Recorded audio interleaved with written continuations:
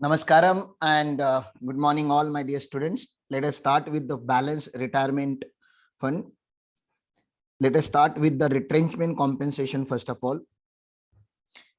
So what do you mean by retrenchment compensation? Retrenchment compensation means an organization is throwing away certain employees from the organization because maybe they are running into losses or they're not having enough work or the employees are not performing the way they should have performed.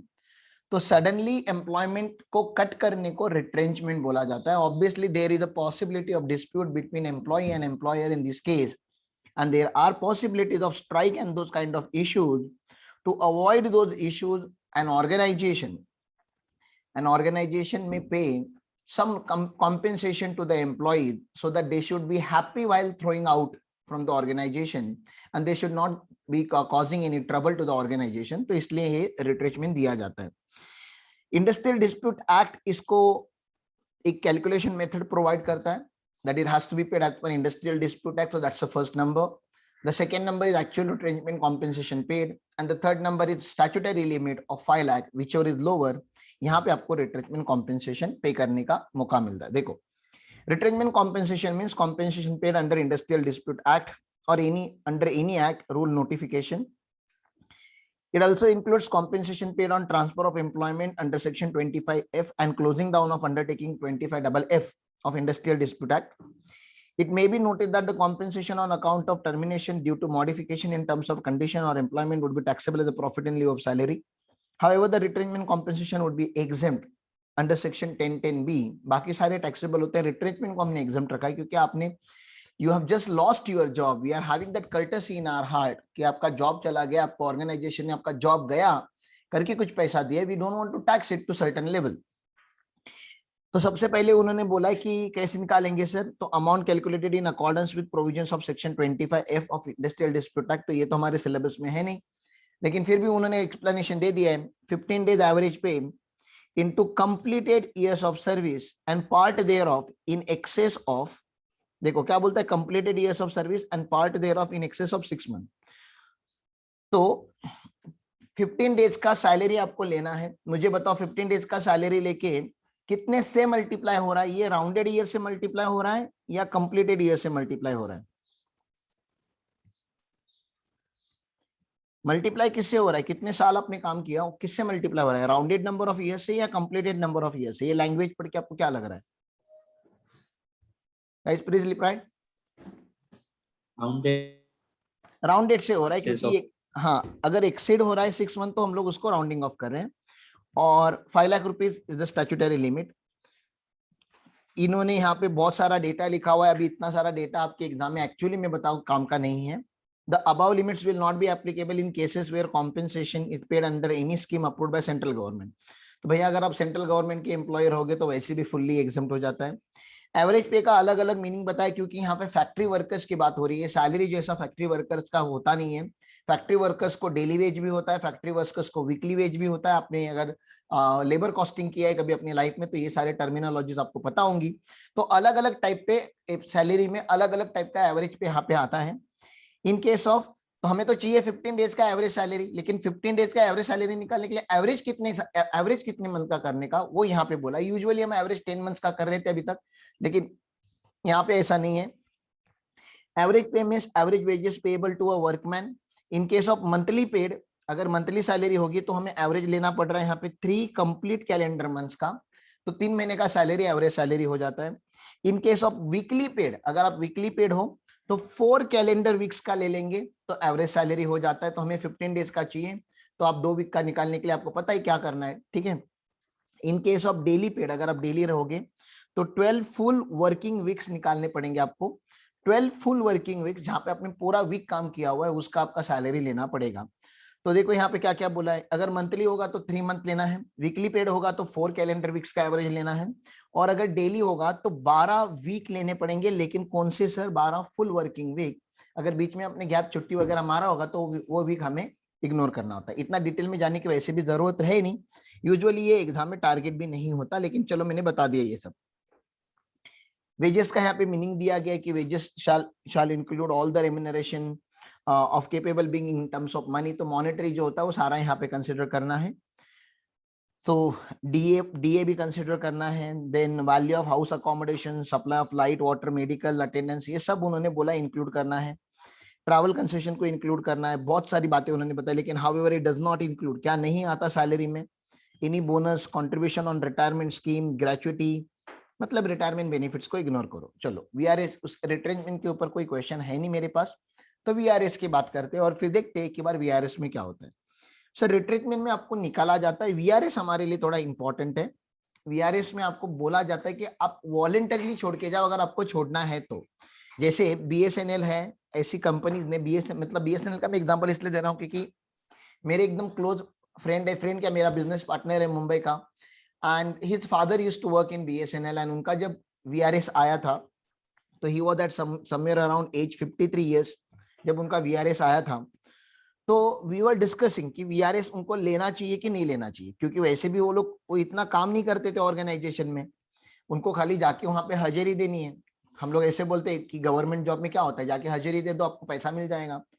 लेकिन BSNL क्योंकि loss making entity था, उन्होंने कुछ professional management को higher किया है recently, और उस प्रोफेशनल मैनेजमेंट ने डिसाइड किया कि लॉस से अगर बचाना है कंपनी को तो एम्प्लॉयज को निकालना पड़ेगा, क्योंकि वैसे भी हमें इतने एम्प्लॉयज की जरूरत नहीं है, बहुत सारी चीजें तो अभी टेक्नोलॉजी बेस हो चुकी है, और जो नहीं हुई है उसको हम आउटसोर्स कर देंगे, लेकिन हम एम्प्लॉय नहीं रखेंगे, they are very expensive employee and inefficient, expensive भी है और इनएफिशिएंट भी है, क्योंकि गवर्नमेंट एम्प्लॉय बोल के उन्होंने अपने लाइफ को सेटल कर लिया है, 12 बजे जाएंगे ऑफिस में, शाम को 5 साढ़े 5 बजे निकल जाएंगे, ऐसा उनका लाइफस्टाइल हो चुका है, और उनका सैलरी 80,000 90,000 1 लाख 1.5 लाख रुपीज ऐसा उनका सैलरी है, क्योंकि उतने साल उन्होंने ऑर्गेनाइजेशन में काम किया है।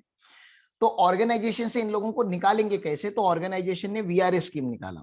ठीक है, अब वीआरएस स्कीम में मोटा मोटी होता क्या है कि आपका अभी बचा हुआ टाइम कितना है 53 ईयर्स, तो 58 ईयर्स पे अगर आपका रिटायरमेंट पकड़ लेते हैं हम, तो आपका बचा है अभी यहाँ पे 5 ईयर्स।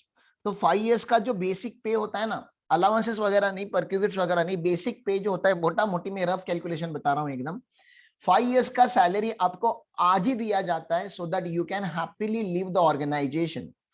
तो मेरी और मेरे फ्रेंड की बात हो रही थी कि ये वीआरएस लेना चाहिए कि नहीं लेना चाहिए, मैंने उसको बोला आग बंद करके ले लो। 2-3 रीजन थे, एक तो उसके फादर के थोड़ा ओल्ड एज हो चुका था, और मुंबई में ट्रैवल करना इज वेरी डिफिकल्ट, बिकॉज वो ट्रेन में से ट्रैवल करना पड़ता है, ओल्ड एज पर्सन है, कहीं कुछ हो गया क्या, तो हमने बोला यार जाने दो, काम पे नहीं जाएंगे वही एक अच्छा होगा।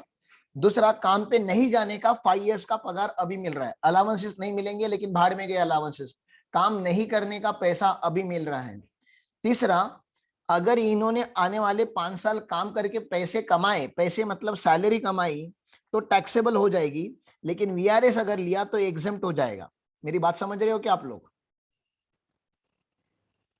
Yes sir. सैलरी, जॉब करके सैलरी कमाई तो टैक्सेबल, जॉब नहीं करके अगर पैसे कमाए तो वीआरएस ले लिया तो सर वो एग्जेम्प्ट हो जाएगा। तो मैंने बोला टैक्सेशन के एंगल से भी अच्छा है। और हमने कब बोला कि आपके पापा को वीआरएस लेके घर पे बैठना है, सबका दिमाग शॉर्ट करके नहीं करना है ना यार, कुछ ना कुछ तो और कर ही सकते हैं ना जिंदगी में। जिस पर्सन ने वीआरएस लिया है, छोटा मोटा दुकान ओपन करके दे दो, गांव में अगर खेती बाड़ी करने में इंटरेस्ट है तो गांव में चले जाने दो, 4 धाम की यात्रा करने में उनको इंटरेस्ट है तो 4 धाम की यात्रा करने दो, अभी उसके अभी बेटा वगैरह हो चुका है उसको, तो अपने पोतों के साथ उसको टाइम स्पेंड करने दो, गार्डन में जाने दो, योगा ज्वाइन करने दो, let him live his life now. जिंदगी भर काम किया है उसने तो अभी जाने दो, ठीक है ना। हाँ, जिसको पैसा कमाने का जज्बा है वो तो कैसे भी कमा लेता है, वही जॉब करके थोड़ी ना क्या कमाना है। तो बहुत सारे आपने देखा होगा कि जो सोल्जर्स वगैरह होते हैं या पुलिस रिटायर पर्सनल होते हैं, they join as a security guard in banks and all, and they get very good amount of payment. तो क्योंकि उनको गन वगैरह चलाने आता है, गनमैन जो होते हैं वो रिटायर्ड पर्सनल होते हैं। तो रिटायर मतलब क्या, रिटायर मतलब वीआरएस उन्होंने लिया हुआ है, वॉलंटरी रिटायरमेंट लिया है, उनका एज 58 ईयर्स नहीं हुआ है। तो सर वीआरएस लेना फायदेमंद होता है, ऐसा मेरा अंडरस्टैंडिंग है। तो सर वीआरएस का कैलकुलेशन कैसे होगा, तो वीआरएस का कैलकुलेशन करने के लिए आपके पास होनी चाहिए 4 नंबर। पहले तो वीआरएस होता क्या है मैं यहाँ पे बता देता हूँ। लमसम पेमेंट और otherwise received by an employee at a time of voluntary retirement would be taxable as a profit in lieu of salary. However, it would be exempted under section 1010C subject to following condition. सबसे पहला तो जिस entity ने VRS declare किया है वो proprietorship नहीं होना चाहिए। प्रोप्राइटरशिप कंपनी में कहा वीआरएस होता है, एम्प्लॉय के कान के नीचे बचा दो और बोलो चल कल से मता खत्म हो गया। ये बड़ी बड़ी अंडरटेकिंग्स की हम बात कर रहे हैं, तो एलिजिबल अंडरटेकिंग में देखो कौन कौन आता है, पब्लिक सेक्टर कंपनी आ रहा है, एनी अदर कंपनी मतलब सारी कंपनीज आ गई, कंपनी लेवल पे होता है VRS, and authority establish by central and state and provincial act, state government and central government की जो अथॉरिटी है उनकी आ गई, लोकल अथॉरिटी मतलब अपनी जो कॉर्पोरेशंस होते हैं वो सारे आ गए, कोऑपरेटिव सोसाइटी आ गई, यूनिवर्सिटी आ गई, Indian Institute of Technology IIT आ गया, आईआईएम आ गया, any state government, any central government, any institution having importance throughout the India और any state, ऐसा कोई आ गया। जो लिमिट है वो 5 लाख से ज्यादा नहीं हो सकता, not more than 5 lakh rupees. तो ये सब उन्होंने वहां पे बात कर लिया है। अभी गाइडलाइंस वगैरह अगर आपको पढ़ना एकदम डिटेल में जाके पढ़ना तो नहीं चाहिए, लेकिन डिटेल में जाके मुझे बताओ, खाली मजाक करने के लिए बता रहा हूं आप लोगों को, मुझे बताओ आप सीए में बन गए, ठीक है ना, और आपने 3 साल ही जॉब किया अभी तक, अभी यहाँ मतलब आपके इस एज में, मतलब आप शायद 21 22 में आप सीए में बन गए और आपने 3 साल जॉब किया और 3 साल के बाद ही आप बोल रहे मुझको वीआरएस लेना है।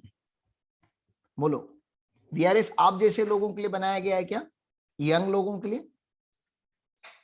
नो नहीं। तो इनको एग्जम्पशन नहीं मिलेगा, इनको कंपनी वीआरएस देती तो ठीक है, लेकिन इनको एग्जम्पशन नहीं मिलेगा। तो इन्होंने क्या बोला है, 2 कंडीशन आप एमसीक्यू के लिए याद रखो, ठीक है ना।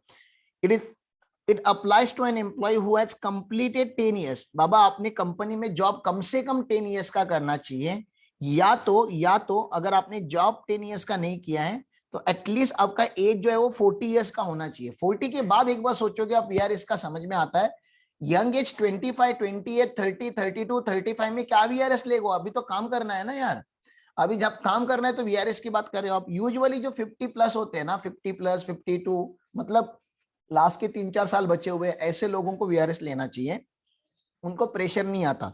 आज की तारीख में आपने सुना है कि नहीं मुझे नहीं पता, लेकिन जितने भी प्राइमरी स्कूल के टीचर्स थे वो सारे के सारे कोविड ड्यूटी पे रहते थे। आपको पता है, ऐसा सुना है अपने, प्राइमरी स्कूल टीचर्स अभी कोविड ड्यूटी पे गए, उनको सर्वे वगैरह करने जाना पड़ता है, घर घर में जाके पूछना पड़ता है आपके घर में कोई बीमार है क्या, टेम्परेचर चेक करके आना पड़ता है, टोल नाके पे खड़े रहना पड़ता है। ऐसा सुना है आपने? हाँ हाँ। तो आपको नहीं लग रहा अगर आपकी मॉम ही अगर होती, इमेजिन करो आपकी मॉम प्राइमरी स्कूल की टीचर होती और वो 52 ईयर ओल्ड है, would you like her to work as a COVID staff, कि जाके चेक करना है लोगों को, डेटा लेना है, दिन भर टोल नाके पे खड़ा रहना है? बोलो। नहीं करते। तो अगर वीआरएस का ऑप्शन होता तो वीआरएस डाल दोगे ना आप लोग?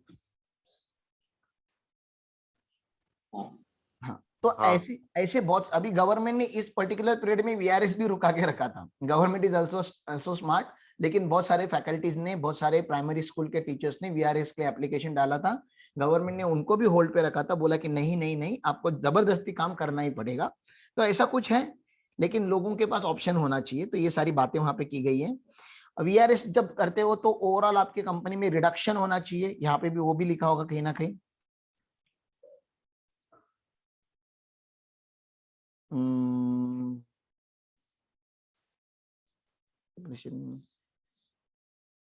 ये डायरेक्टर्स वगैरह की बात नहीं करता। The scheme of voluntary separation must have been drawn in result of, हाँ, ओवरऑल रिडक्शन। आपके ऑर्गेनाइजेशन में ओवरऑल रिडक्शन होना चाहिए, ऐसे नहीं कि आपने इनको निकाला और नए लोगों को रख दिया। हायर फायर का गेम नहीं खेलना है। Retiring employee shall not be employed in any other company. Retiring employee ने मतलब ऐसा नहीं होना चाहिए कि यहाँ से रिटायरमेंट ले लिया और किसी और जगह पे आप ही की कंपनी में किसी और जगह पे काम कर रहा है, वो तो फिर टैक्स मैनिपुलेशन हो गया। आपने एक कंपनी में से, एक्स लिमिटेड में से उसको रिटायर किया और वाई लिमिटेड में उसको जॉब दे दिया जो आप ही की कंपनी है, तो वो कहाँ की वीआरएस हो गई? तो ऐसा सब नहीं होना चाहिए। अभी उन्होंने यहाँ पे ये नोट्स दिए हुए हैं कि सर ये कितना होना चाहिए। तो amount equivalent to 3 month salary for each completed years. जितने कंप्लीटेड ईयर्स है, सुनो मेरी बात, अब इस एम्प्लॉय ने 2 बातें की है।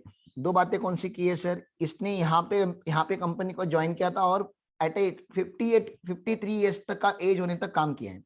मान लेते इन्होंने कंपनी को ज्वाइन किया था व्हेन ही वाज 30 ईयर्स, ठीक है ना, 30 ईयर्स ओल्ड थे जब इनको ये कंपनी में जॉब लगा था। तो right now he has completed 23 years in organisation. तो जब आप 23 ईयर्स की बात करते हो तो 3 मंथ की सैलरी से मल्टीप्लाई करना है। मतलब क्या करना है एग्जैक्टली? सैलरी लेना है इंटू 3 मंथ लेना है और into completed years of service लेना है। Completed years of service, sir आपको कंप्लीटेड ईयर्स ऑफ सर्विस से मल्टीप्लाई करना है। तो यहाँ पे 3 महीने का सैलरी आपको लेना पड़ता है। जैसे हम हाफ मंथ का सैलरी कहीं कहीं पे लेते हैं, ग्रेचुइटी में हाफ मंथ का सैलरी लेते हैं, वैसे यहाँ पे 3 मंथ्स का सैलरी लेना है, क्योंकि यहाँ पे हम ज्यादा से ज्यादा अमाउंट आए बीआरएस में उसका ट्राई करें, एग्जम्पशन उसको ज्यादा से ज्यादा मिले। इसके अलावा गवर्नमेंट ने बोला ये तो पास से लिंक है आपका कि आपने कितने साल काम किया है। अभी आपके फ्यूचर से भी एक नंबर हम लिंक करेंगे कि सर फ्यूचर में अगर आप जॉब कंटिन्यू करते तो आपको कितना सैलरी मिलता, वो मंथ्स में हमें निकालना पड़ेगा। तो remaining months of retirement, past की बात करेंगे तो ईयर्स में बात करेंगे, फ्यूचर की बात करेंगे तो मंथ्स में बात करेंगे। खाली इतना याद रखो, एग्जाम में डेटा दोनों ईयर्स में आता है, लेकिन फ्यूचर का डेटा आपको मंथ्स में कन्वर्ट करना पड़ता है। देखो यहाँ पे क्या लिखा है, salary at a time of retirement, जो सैलरी अभी थी, multiply by balance months, balance की बात कर रहा है, balance month of service left before date of retirement या सुपर एन्युएशन। सुपर एन्युएशन होने से पहले या मतलब रिटायरमेंट होने से पहले आपका जो भी नंबर ऑफ मंथ्स थे उससे मल्टीप्लाई करना पड़ेगा। चलो ठीक है। एक बार अगर आपको 89 का रिलीफ मिला तो ये एग्जाम्शन नहीं मिलेगा, एग्जाम्शन मिला तो 89 का रिलीफ नहीं मिलेगा, दोनों में का एक ही लेने का, दोनों का एडवांटेज नहीं मिलेगा, ऐसा कुछ बोला इन्होंने। जब आप रिलीफ में जाओगे तो वैसे भी पता चल जाएगा। फिर यहाँ पे क्या बोला देखो, where exemption of voluntary retirement compensation under tenancy has been allowed in any assessment year. अगर आपने कभी भी जिंदगी में इसका एग्जम्पशन लिया होगा, no exemption there under shall be allowed to him in any other assessment year. मतलब क्या, ये एग्जम्पशन ऐसा है जो once in a lifetime मिलता है, once in a lifetime, जिंदगी में एक ही बार ये रिडक्शन मिलता है। सर सैलरी का मतलब यहाँ पे क्या होता है, salary for this purpose means basic salary and DA if provided in the terms of retirement benefit. मतलब सैलरी हो गया, basic salary plus DA in terms हो गया, डीए इन टर्म्स हो गया, plus turnover which is express as a fix percentage of turnover, तो turnover commission भी हो गया। तो हमारी जो जनरल मीनिंग ऑफ सैलरी है वो यहाँ पे आ गई। एक छोटा सा क्वेश्चन है हमें, मैंने आपको यहाँ पे देखो समरी में भी बता दे रहा है कि समरी में मैंने क्या क्या लिखा है। रिट्रेंचमेंट में मैंने ज्यादा लिखा ही नहीं, कुछ 10 बी में एकदम छोटा सी बात लिखा है, amount as per 25F of industrial dispute act, actual retirement retrenchment compensation ratio, statutory limit whichever is lower. और वीआरएस में मैंने क्या लिखा है, वीआरएस में लिखा गया है salary per month into 3 month into number of years completed, ignore the fraction, और salary per month into remaining months of service, इन दोनों में का विच एवर इज हायर लेना होता है।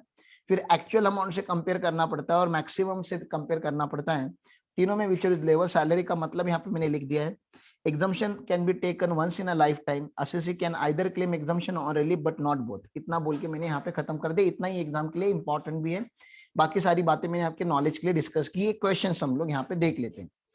Mister Datta received voluntary retirement compensation of 7 lakh rupees after 30 years and 4 month. 4 month को ignore करना पड़ेगा, वैसे भी इग्नोर ही करते हैं, और ऐसे भी 8 मंथ होता तभी भी इग्नोर करते हैं, तो मेरे लिए लेना पड़ेगा 30 ईयर्स। 7 लाख उसको एक्चुअली में मिला है। He still has 6 years service left. अब ये ईयर्स में काउंट करेंगे कि मंथ्स में काउंट करेंगे हम लोग, लेफ्ट वाला मंथ्स में, हाँ मंथ में करेंगे तो 6 ईयर मतलब कितना मंथ,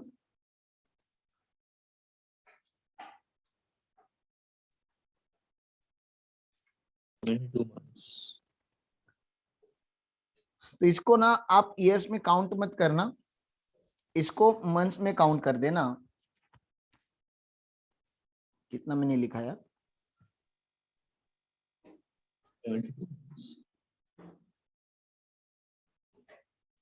72 बरोबर है ना? हाँ सर, हाँ इसको 72 मंथ बोलो।